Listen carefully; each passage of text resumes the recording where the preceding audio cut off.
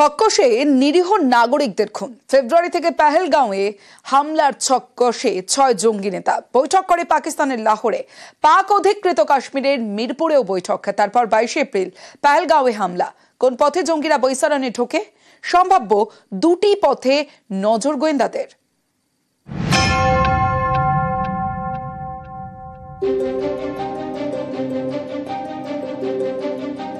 দক্ষিণ কাশ্মীরের পেহেলগাঁও পর্যটকদের কাছে মিনি সুইজারল্যান্ড। এই পেহেলগাঁওয়ের বৈশরণে গত মঙ্গলবার জঙ্গি হামলা হয়। বেছে বেছে পর্যটকদের খুন করে জঙ্গিরা। এই জঙ্গি হামলার পিছনে কারা? তদন্তকারীদের নজরে পাকিস্তান ঘনিষ্ঠ 6 জঙ্গি নেতা। লস্করের ডেপুটি চিফ সাইফুল্লাহ কসুরি, লস্করে তৈবার শীর্ষ কমান্ডার আবু মুসা, লস্করে পাক অধিকৃত কাশ্মীরের কমান্ডার মোহাম্মদ নওয়াজ, লস্করের ফিল্ড কমান্ডার আব্দুল্লাহ খালিদ, হরকত উল জিহাদ অল ইসলামী গোষ্ঠীর কমান্ডার ইদ্রিস শাহিন এবং হিজবুল মুজাহিদিনের অপারেশনাল কমান্ডার আব্দুল রফা রসুল। গোয়েন্দারা জানতে পেরেছেন অনেক দিন ধরে ছক্কশে পেহেলগাঁওয়ে হামলা চালায় জঙ্গিরা। এবছর 2রা ফেব্রুয়ারি প্রথম বৈঠক করে। 2026 সালের মধ্যে কাশ্মীরকে ইসলামিক রাষ্ট্র করার স্বপ্ন দেখে লস্করের ডেপুটি চিফ সাইফুল্লাহ কসুরি। এর জন্য সে পায় পাকিস্তানের সাহায্য। তারপরই ফেব্রুয়ারি শেষ সপ্তাহে লাহোরের কসুর এলাকায় 6 জঙ্গি শীর্ষ নেতা বৈঠক করে। এখান থেকেই কাশ্মীরে হামলার ছক কষা শুরু। 11 মার্চ পাক অধিকৃত কাশ্মীরের মিরপুরে 6 জঙ্গি নেতা ফের বৈঠক করে। মার্চের শেষ সপ্তাহে তারা ফাইনাল করে পেহেলগাঁওয়ের বৈশরণে নাশকতা চালাবে। এরপর 18 এপ্রিল পাক অধিকৃত কাশ্মীরের রাওয়ালকোটে ফের বৈঠক। এর 3 দিন পরে 22 এপ্রিল হামলা। সম্ভাব্য দুটি রুটে নজর গোয়েন্দাদের। একটি রুট হলো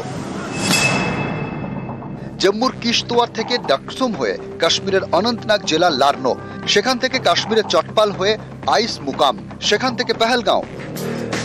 জঙ্গিদের ঢোকার দ্বিতীয় সম্ভাব্য রুট হলো পুলওয়ামার কাছে অবন্তিপোরা হয়ে অনন্তনাগ, তারপর অনন্তনাগে শ্রীগুফওয়ারা হয়ে পেহেলগাঁও।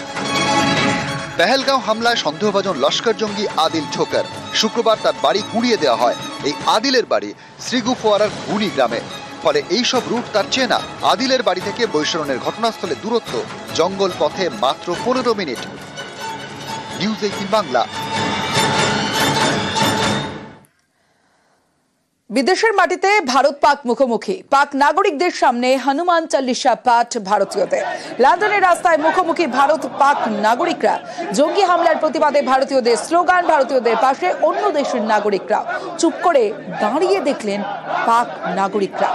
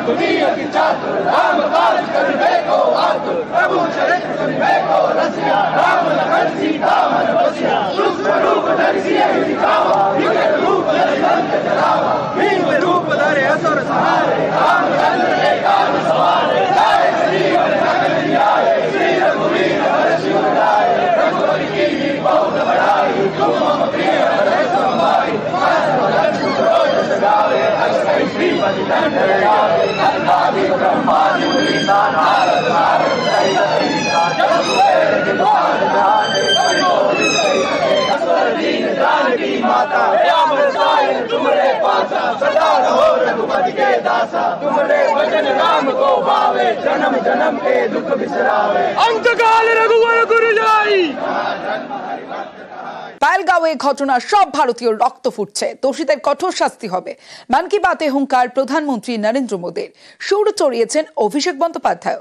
সোশ্যাল মিডিয়ায় লিখেছেন পাকিস্তানকে পাকিস্তানের ভাষায় জবাব দিতে হবে। পুনরুদ্ধার করতে হবে পাক অধিকৃত কাশ্মীর।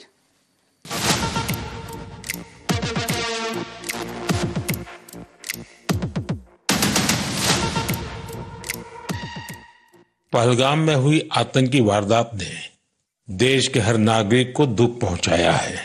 मुझे एहसास है हर भारतीय का खून आतंकी हमले की तस्वीरों को देखकर खौल रहा है।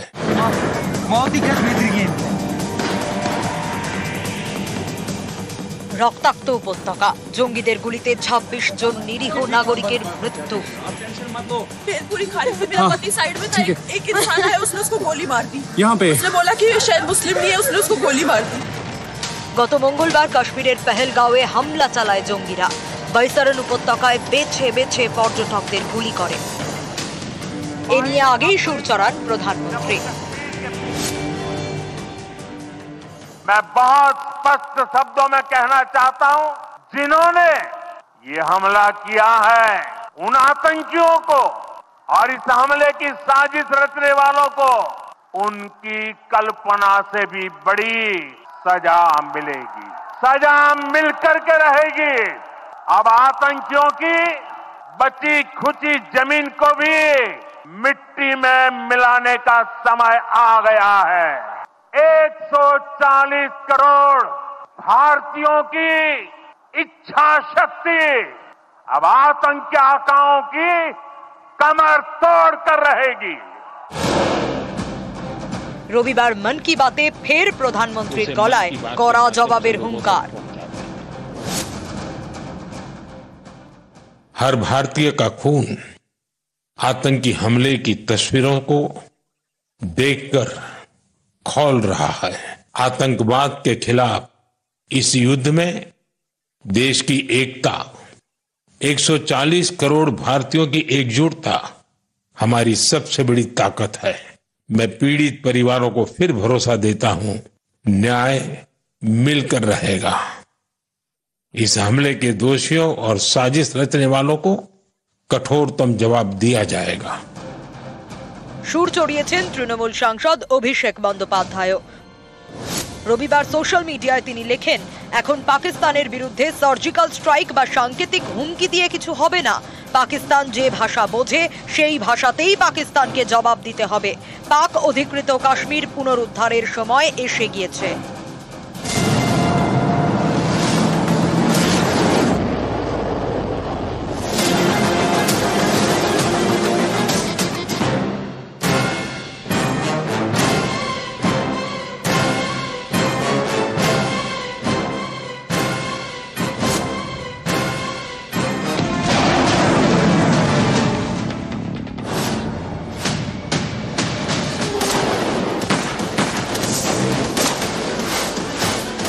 জঙ্গিদের খোঁজে কাশ্মীরে কোমর বেঁধে তল্লাশি চালাচ্ছে ভারতীয় সেনা ও জম্মু কাশ্মীর পুলিশের যৌথ বাহিনী।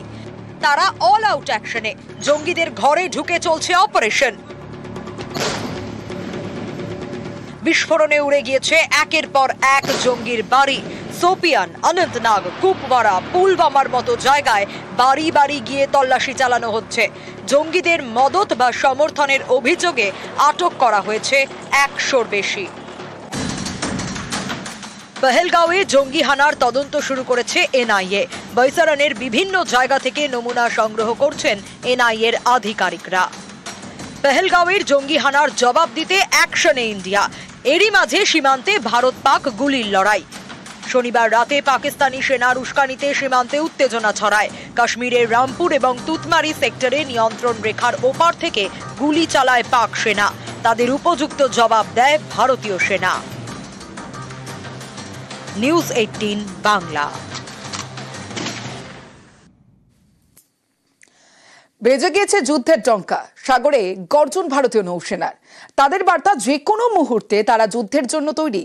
জলে স্থলে আকাশে অ্যাকশনে ভারত। এতে কাঁপছে পাকিস্তান, কিন্তু তাদের লোক দেখানো আস্ফালন থামছে না।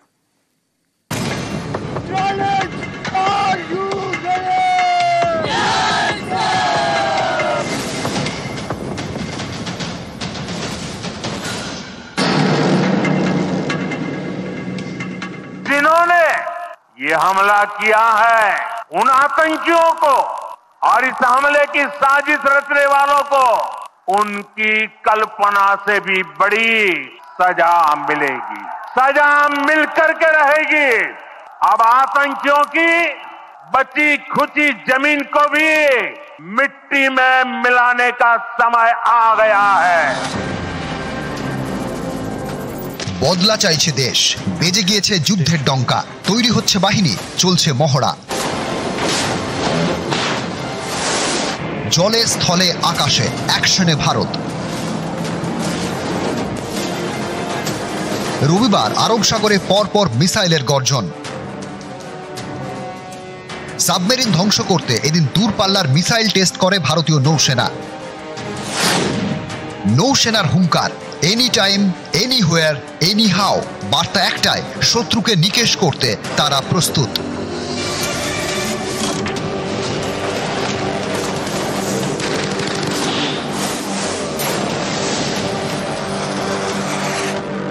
ভারতের সামরিক অস্ত্র ভাণ্ডারে বড় হাতিয়ার ব্রহ্মোস। এটি সুপারসনিক ক্রুজ মিসাইল। জল, স্থল এবং আকাশ থেকে এই মিসাইল ছোঁড়া যায়। শব্দের থেকেও প্রায় 3 গুণ বেশি গতিতে ছোটে। 290 কিলোমিটার দূরের লক্ষ্যবস্তুতে অব্যর্থভাবে আঘাত করতে পারে। গত মঙ্গলবার কাশ্মীরে জঙ্গি হানায় 26 জনের প্রাণ যায়। তারপর থেকেই পাকিস্তানের বিরুদ্ধে সুর চড়াচ্ছে ভারত। সকলের একটাই দাবি, এবার বদলা চাই। এতে বেজায় চাপে পড়ে গিয়েছে পাকিস্তান, কিন্তু তাদের কথা থামছে না। সামরিক শক্তিতে ভারতের থেকে অনেক পিছিয়ে, তাও মুখে ন মারিতম জগৎ। अगर हमारा पानी बंद करेंगे तो फिर जंग के लिए तैयार हो जाएं। ये जो गौरी, शाहीन, गजनवी, ये चौकों में सजाने के लिए नहीं हमने रखे हुए, ये हमने हिंदुस्तान के लिए रखे हैं। ये जो 130 एटॉमिक हमारे पास वेपन है, वो हमने सिर्फ मॉडल बनाने के लिए नहीं रखे हुए। ये जो शाहीन है, गौरी है, इनका रुख आपकी तरफ है और किसी की तरफ नहीं है। तो इसलिए ये सोचना भी ना कि आप पाकिस्तान की हदूद को क्रॉस करोगे। अगर सोचोगे भी तो उसका खमियाजा आपको भुगतना पड़ेगा। এর আগে বারবার ভারতের কাছে হেরেছে, তাতেও শিক্ষা হয়নি। পাকিস্তান ভালোই জানে কার কত দম, তাও মুখে ফাঁফা আস্ফালন। ইন্টারনালি ওরা কিন্তু খুব বাজে পজিশনে আছে। 71-এ এমন শিক্ষা দেওয়া হচ্ছে 50 বছর ওরা ঘুরে দাঁড়াতে পারেনি। এখন এই অবস্থায় যদি হয়, ভগবান জানেন ওদের কি অবস্থা হবে। সামরিক শক্তিতে বিশ্ব তালিকায় ভারতের স্থান 4 নম্বরে, আর পাকিস্তান 12 নম্বরে। ভারতের সেনা জওয়ানের সংখ্যা 14,55,550, সেখানে পাকিস্তানের মাত্র 6,54,000। ভারতের বায়ুসেনার বিমান 2,229টি আর পাকিস্তানের 1,399। ভারতের হাতে 513টি যুদ্ধ বিমান, পাকিস্তানে 328টি। ভারতের যুদ্ধ কপ্টার 899টি, পাকিস্তানে 373টি। ভারতীয় সেনার হাতে 4,201টি ট্যাঙ্ক রয়েছে আর পাকিস্তানের হাতে 2,627টি। ভারতের হাতে সাঁজোয়া গাড়ি রয়েছে 1,48,594, পাকিস্তানের মাত্র 17,516টি। ভারতের সাবমেরিন রয়েছে 18টি আর পাকিস্তানের 8টি। 2টি নিউক্লিয়ার সাবমেরিন রয়েছে ভারতের, পাকিস্তানের হাতে এরকম কিছু নেই। ওদের ইকোনমি একদম শেষ। ওদের অর্ধেক যে 50% ওদের যে যুদ্ধ জাহাজগুলো আছে সেগুলো সব আন্ডার রিপেয়ার্স। ওরা অলরেডি চায়নার কাছে দৌড়েছে। এবারে যদি কিছু হয়, ওদের নিউক্লিয়ার সাইট কাহুতা সেটা শেষ হয়ে যাবে, তাদের যে আর্মির যে ব্যাকবোন সেটা শেষ হয়ে যাবে, পাকিস্তান দেশটা হয়তো টুকরো টুকরো হয়ে যাবে, পাকিস্তান অকুপাইড কাশ্মীর যেটা আছে সেটা হয়তো ইন্ডিয়া অ্যানেক্স করে নেবে। নিউজ 18 বাংলা। কি হতে চলেছে সেটা সবার আগে বুঝতে পারেন সীমান্তবর্তী এলাকার বাসিন্দারা। কাশ্মীরে তারাই এবার বাংকারে থাকার প্রস্তুতি নিচ্ছেন। এতেই জোরালো হচ্ছে জল্পনা। পাকিস্তানকে পাকিস্তানের ভাষায় সবক শেখাতে এবার কি তাহলে যুদ্ধ?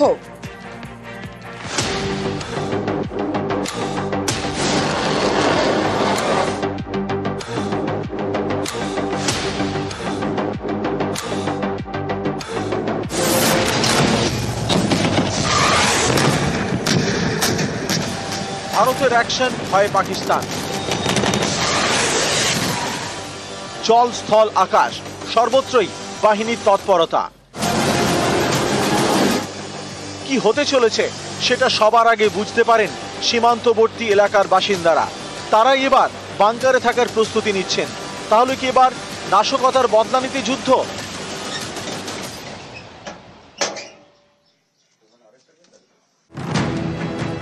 সীমান্তে নজরদারি করতে জওয়ানরা বাংকার তৈরি করেন। মাটির নিচে মজবুত বাড়ি, যেন সুড়ঙ্গ। কাশ্মীরে ভারত পাক সীমান্তে সেলিং থেকে বাঁচতে স্থানীয়দের অনেকে বাংকারে থাকেন। সম্প্রতি কাশ্মীরে এলওসি লাগোয়া একাধিক গ্রামে বাংকারে থাকার প্রস্তুতি শুরু করেছেন গ্রামবাসীরা। আমরা এই মুহূর্তে রয়েছি কুপওয়ারার সীমান্তবর্তী চকিবাল গ্রামে, এবং এই গ্রামে সেলিংয়ের সমস্যা এত বেশি যে তারা বাড়ির মধ্যেই নিজেদের পয়সা খরচা করে পোক্ত বাংকার বানিয়ে নিয়েছেন, যাতে তারা নিরাপদে থাকতে পারেন। একেবারে বাড়ির লাগোয়া এই বাংকার। মোটা ছাদ, একেবারে কংক্রিটের বাংকার, এবং কংক্রিটের বাংকার তার থেকে ঢোকার রাস্তা এভাবে, তাতে রয়েছে লোহার দরজা। बच्चे हैं, घर में औरतें हैं, उसकी वजह से हमें रात को नींद नहीं आती है। जेन्युइन बात है कि रात को हमें नींद नहीं आती है, इसलिए कि क्या पता नहीं क्या होगा रात को। अपने पैसे खर्च करके ये बनाकर दरवाजे के साथ ही, ताकि फौरन हम अगर कुछ भी हो जाए तो फौरन हम इसमें आके शिफ्ट हो जाए। মাটির নিচে ঘর, বাতাস খেলার জন্য থাকে ভেন্টিলেটর। কুপওয়ারার মতো কাশ্মীরের রাজৌরিতেও স্থানীয়দের বড় ভরসা এই বাংকার। এটা এলওসিতে ভারতের শেষ গ্রাম, সারা বছরই এখানে গুলির শব্দ।